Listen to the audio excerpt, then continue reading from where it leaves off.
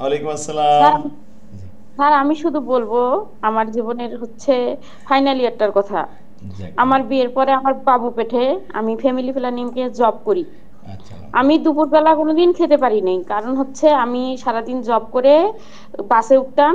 এখান থেকে রংপুর শহর প্রায় 1 ঘন্টা বাসে জার্নি করে প্রাইভেট করে আবার চলে আসতাম। এইভাবে আমি ফাইনাল ইয়ারটা পড়ছি। পড়ার পরে ফাইনাল ইয়ারে আলহামদুলিল্লাহ ভালো রেজাল্ট হয়। মানে এবার না শরীরটাই চলে নাই যে আবার যাব, ক্লাস করে আসবো। আমার যেহেতু বাবু আছে, হঠাৎ করে ইউটিউব ঘাঁটতে ঘাঁটতে একদিন দেখি যে স্যারের সাজেশন দেওয়া এবং বলা হয়েছে যে আমি পড়াই। সেটা রুটিন দেওয়ার হয়তোবা 10-12 দিন আগে।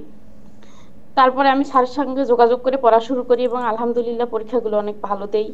মানে মনে হয় যে কোন একটা ওহী আসছিল আমার কাছে স্যার, নয়তোবা এবার আমি হতাশাই হয়ে গেছিলাম যে না, মনে হয় পারবোই না।